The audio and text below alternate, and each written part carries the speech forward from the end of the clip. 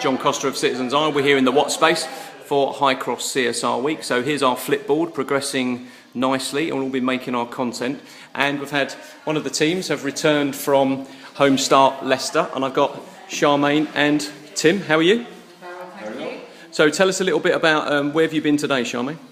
We've been to Homestart Leicester, a new charity that I wasn't aware of that's been going for 40 years. So it's really interesting to find out what they do and the services they provide to families.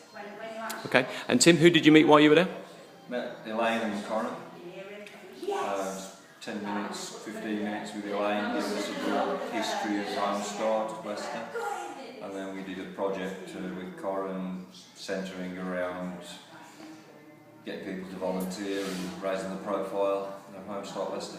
Do you think it's amazing that a charity that's been going for 40 years would struggle to be able to attract volunteers and stuff like that?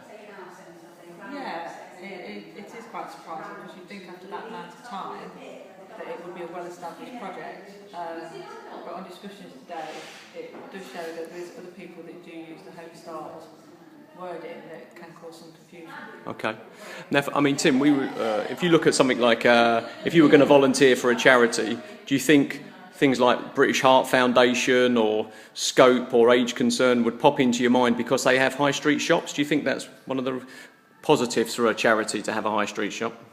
Yeah, I think the higher the profile of the charity, the more likely they are to get people to volunteer to help them out. And as I said before, I think that's the thing with Homestart, that it's all about the profile and an awareness issue with people such as ourselves.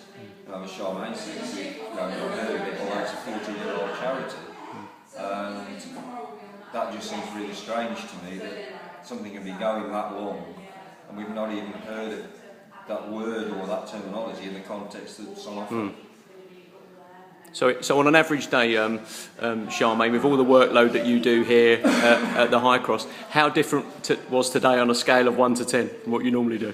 I'd say a good 10. Completely different, completely opposite end of the scale. Yeah. It was a real eye-opener today. I think understanding that you've got families that don't have a support network or single families, for myself that has a husband and quite a good support network, it makes you realise quite what you do have. Yeah, that's kind of around you and quite close to somewhere like the Highcross as well, isn't it? All the charities that we've been visiting or all community organisations this week are all kind of on your doorstep, really. Yeah. I suppose from your point of view, Tim, here you've seen the What space today probably for the first time you've come in and you've seen it under development. It's a very different use of a space, isn't it? Oh yeah. Excuse me. I think it's one of those things, and this space that you have here, I work in an office, 200 yards away, and this is, as you quite rightly say, it's the first time I've been in here.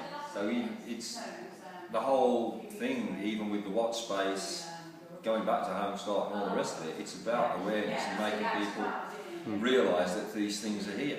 Yeah. So the whole issue for, be it fundraising, charities or whatever, is about raising, for me it's about raising profile.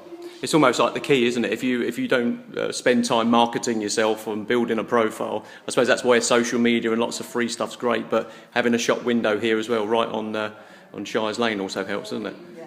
Brilliant. Well listen, thanks very much for taking part and thanks for talking to us.